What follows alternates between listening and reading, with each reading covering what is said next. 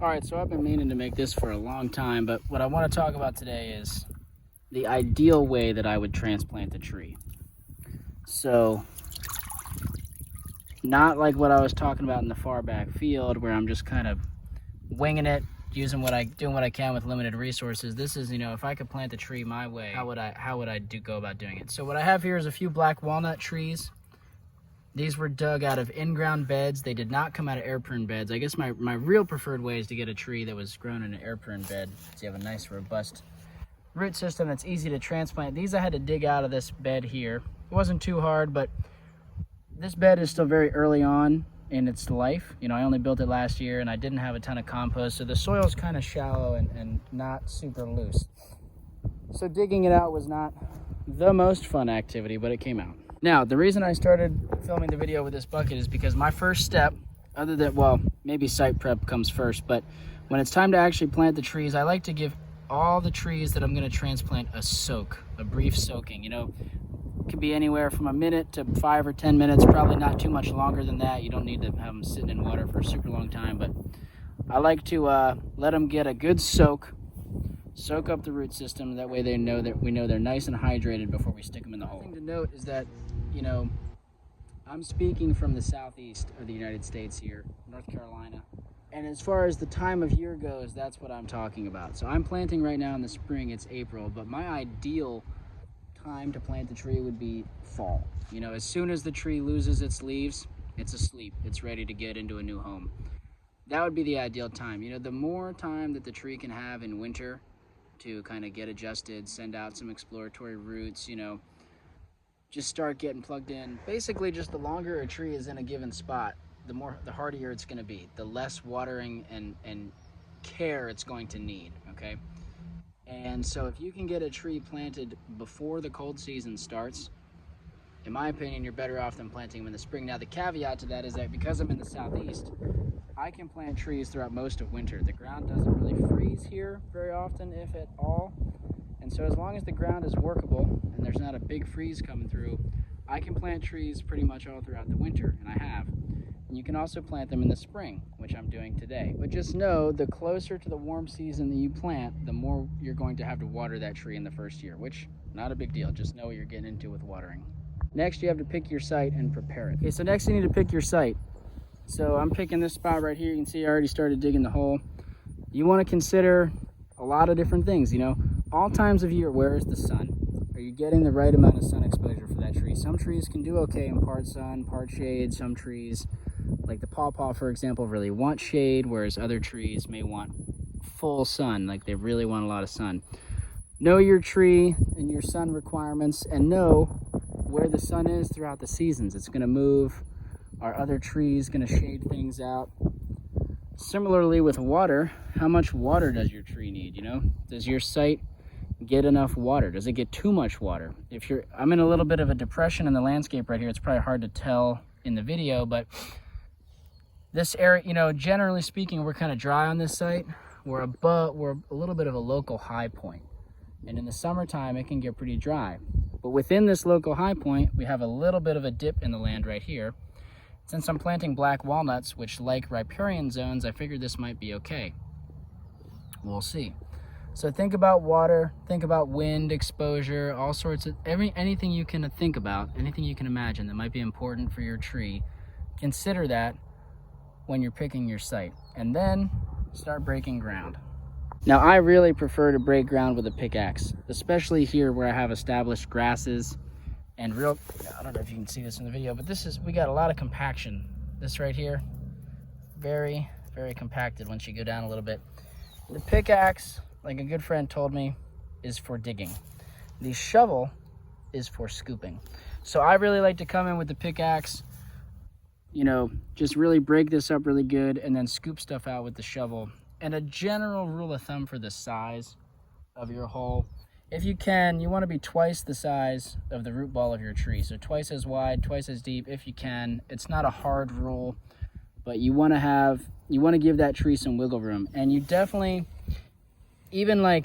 this is probably big enough of a hole, but I want to come in here and break up some of this hard stuff at the bottom and even come around the sides and loosen up the soil to give that tree room to to really grow the roots into and get strong so that it can then push out into the rest of the soil that I have not really tampered with.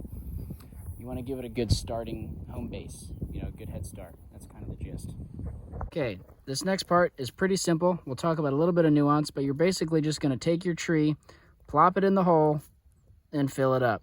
But one of the nuances is, you can see where my middle finger is right here. That's where we're transitioning from root into shoot.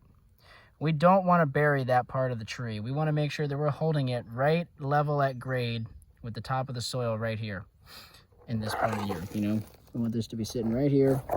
This is easier done with 2 hands or with 2 people, but you get the gist. And then we're going to backfill up to that point. And I prefer to backfill with a mix of the soil that we just loosened up and some compost. Preferably for me with trees, I like to use leaf compost, which is what this is. But, you know, I don't think this is an exact recipe or the only way to do it and have success. I think it's fine to use other inputs, whatever you have. If you're going to use compost in your tree holes, I recommend not using anything hot. You want compost that's fully broken down. You do not want it steaming. You want aged, completed compost to go in the hole, okay? Okay, so you can see we have the tree in at the appropriate depth. We have not buried any of the shoot. We've only buried the roots. And I used a decent amount of compost in the hole, so I was able to use some of the excess to build up this little berm or rim or bowl, whatever you want to call it. This is going to help when we have dry periods in the summer. When we do get rain, we'll get a decent amount of the rain will kind of sheet off of this hill and get right into the root zone, so that a small amount of rain will hopefully give this tree a decent amount of water. Now, the next thing we're going to do is mulch, and I'll talk about, you know, how I feel about mulch. All right, so mulch can be a lot of different things. You can see here some fall leaves. I'm just scooping them out of this big bucket of fall leaves. These are from actually these might be 2 falls ago. I forget. Whatever, they're starting to decompose. They're not fresh, that's fine. Kind of on their way to compost. I've got some hardwood chips here. In an ideal world, I like to mix hardwood chips and fall leaves for my mulch, and preferably aged hardwood chips. Now, I'm on a new site here. I have plenty of wood chips, but none of them are aged. And so I'm using fresh, which not ideal, but whatever, it'll work. I really recommend using whatever you've got as mulch. You know, you could chip up a bunch of weeds and use weeds as mulch, hay, straw, whatever. Everything's gonna have pros and cons, but I think whatever you have is what's appropriate. Don't go killing yourself trying to get something, but like I said, my ideal in a perfect world, aged hardwood chips, leaves. I definitely would exercise some caution with hay, just because there's going to probably be some viable seeds in there. And I would also advise some caution with bark mulch. You know, bark mulch is made just from the outer bark of the trees. That bark is meant to repel water, okay? And so the same thing can happen in your mulch layer, which you don't want. You want water to be able to infiltrate through the mulch and then be kind of retained in the soil and within the mulch. Bark mulch, again, if it's what you've got, use it. I'm not saying it's terrible or that you shouldn't use it, but just, you know, a caveat or a nuance to be aware of. Bark mulch is not my favorite for that reason.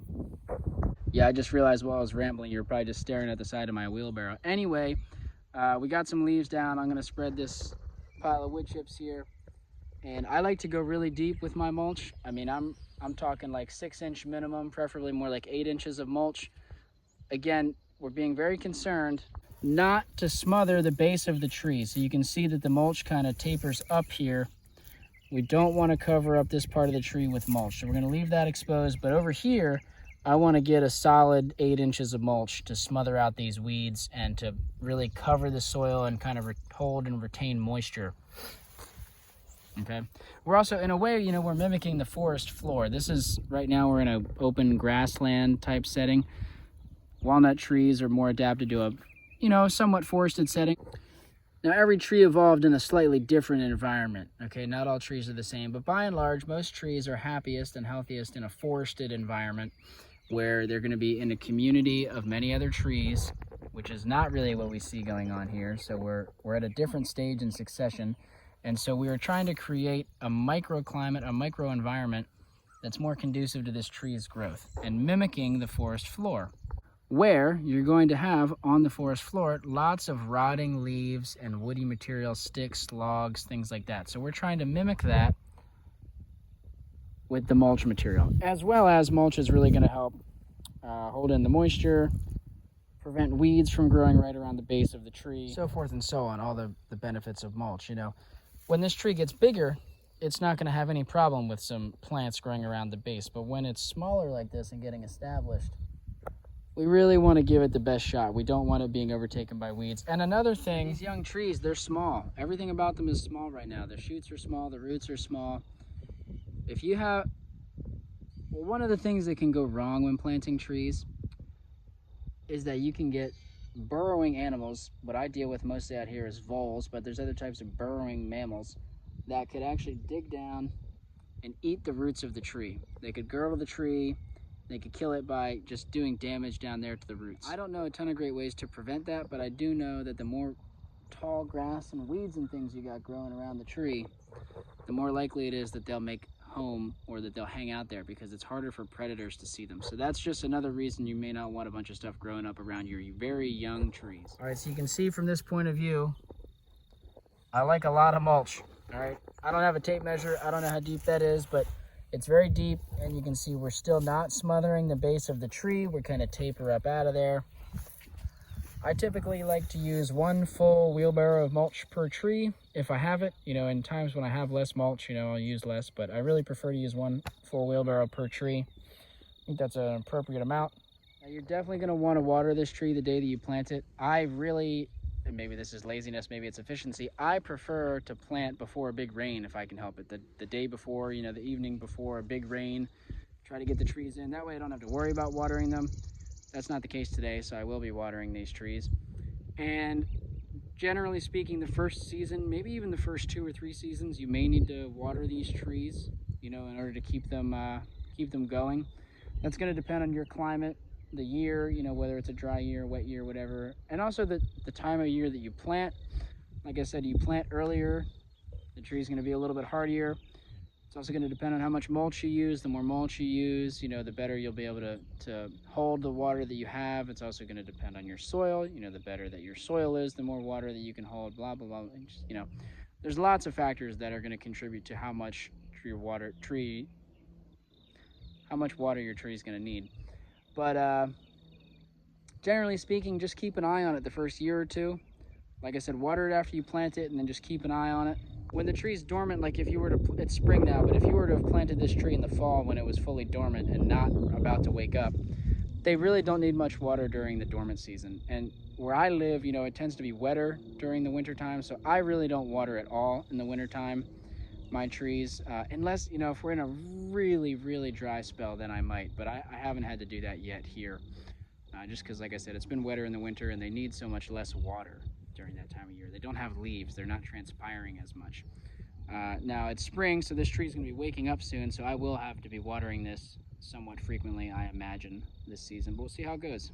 I talked a little bit about voles and things girdling the trees. Another thing you might want to consider is putting up some sort of fence or cage around the tree. This would be something that's going to discourage larger mammals such as rabbits, groundhogs, deer, things that might nibble on a young tree. You know, a taller or thicker tree, they're not going to do any damage to. They're not really going to girdle things, but they might munch on those young sticks, especially during the wintertime when there's less food. They're really going to be going after the young trees. They're going after those buds, those dormant buds, and the inner bark layer and stuff like that. Another thing is, you know, a buck might girdle a tree by rubbing his antlers on it. He might not eat it to girdle it, but that's another concern is antler rub. So I've been using this, you know, just metal fencing that I have. I just cut a little piece out, and then what you can do, let's focus.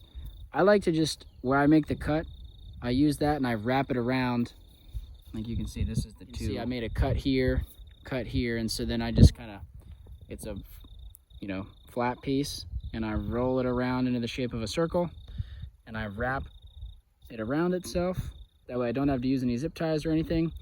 And then I just secure it with a little, I've been using a lot of survey stakes. You could make, this is not super sturdy. I mean, it feels sturdy because I've kind of buried this one in the mulch a little bit, and I probably need to take this out before the roots of this tree get real. Actually, I was a little bit, you know, you want to be concerned if you bury your cage super deep, you could, oh look, there's a little worm. Got upset by me disturbing the mulching. Just wiggle it. Anyway, if you leave these in too long and they're too deep, you might have roots of your tree growing into this, which would not be good because you want to remove this cage eventually. You don't want to damage the roots of the tree. But anyway, I like to do stakes just to, because I'm kind of just temporarily having these cages in place. It's just a less expensive way than having the metal stakes, but maybe you could use bamboo or something else. You can come up with all sorts of ideas to secure these cages. This one is really narrow. I typically make them a little bit wider. This has been great at keeping bunnies and things out. Obviously a deer could come right along here. We're not above deer browse and could just snip this off. I haven't had many deer in this specific area at the nursery in the garden. I'm not sure why that is.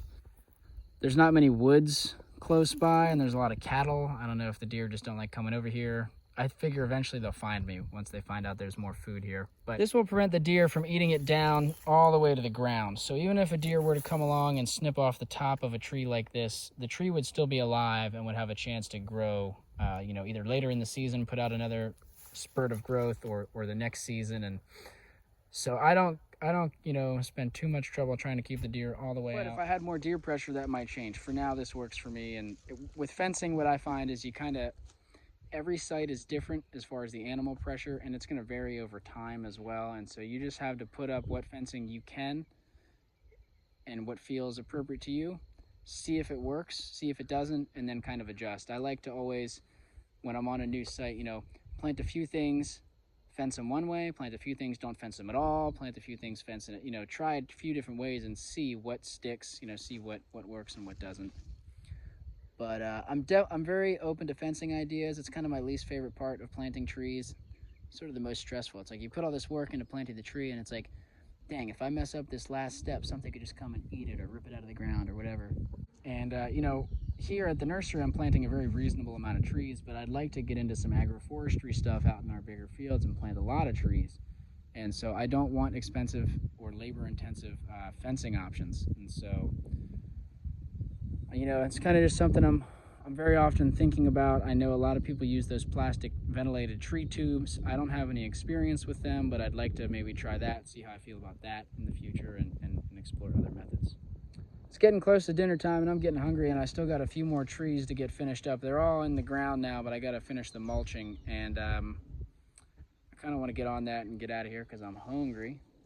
But I'm just trying to think if there's anything else I want to say about planting trees. I think, like with everything, there's no right or wrong. Get creative with it. My main intent is to inspire people to go out there and try things. Don't feel like you got to copy my way exactly. I don't think it's the proper way or the right way or the only way to do it. Get creative with what materials you have on hand. Kind of like when I said at the beginning of this video, this is my ideal way to plant a tree. It's like, well, I've done other videos planting trees out in the far fields where I've shown, my not ideal ways. And I do like experimenting and trying things. And yeah, I hope none of this was overwhelming. I hope it's helpful. You can kind of morph some of this if you want into tree care stuff. If you have some trees that volunteered and you want to take good care of them, maybe add some compost and add some mulch around them. Water them while they're young, trying to get them established. Yeah, maybe you want to try growing trees from seed. That's a whole nother topic that we'll get into, but you could prepare an area of soil just like I showed there and plop some seeds in the ground and wait and see if they sprout. That's another option. The problem with that is preventing, voles and mice and other critters from eating the seed while it's germinating. That can be difficult depending on the species and your site and what your animal pressures are like. I'll just end with, here's a larger cage you can see, and I have one wooden stake there and this random metal pole that I found kind of holding it in. And these are not super secure. If something really wanted to get under there, it probably could, but I have found that these have worked for me so far. If I don't have cages, a lot of the times, like what I found in my first winter, this is a chestnut tree, it's hard to see. It's been nibbled on, right? It's been all nibbled on. This didn't have any sort of cage. Whereas when I have a cage, like what I just showed you, where it's not super secure, but it's there, that has prevented whatever it was, rabbits or whatever, from nibbling the trees. I'm gonna have to force myself to shut up and go get to it because there's so many more things I want to say. Like sometimes when I'm planting trees, I like to get kind of decorative with it, and I'll get like cool looking, like, rotting logs or branches that fell out of a tree or something, and kind of make a little design with logs around. I don't have an example I could show you out here, but like a little ring of logs around on top of the mulch. or maybe some rocks and stuff like that can be cool. You know, you can get kind of artsy, get creative with it. And that's, you know, allowing you to kind of express yourself in a way, but you're still mimicking the forest floor by putting logs down on the ground and stuff like that, or little, you know, make some little decorations with pine cones and things. Anyway, have fun with it. That's how I like to plant trees. I hope wherever you're at, you're able to get out and get some trees planted and watch them change your sight. It's really fun watching them grow, especially when they're young. You know, it's cool. You get to look down on a tree that very soon you'll be having to look up at, you know. It's a pretty cool experience getting to watch them grow.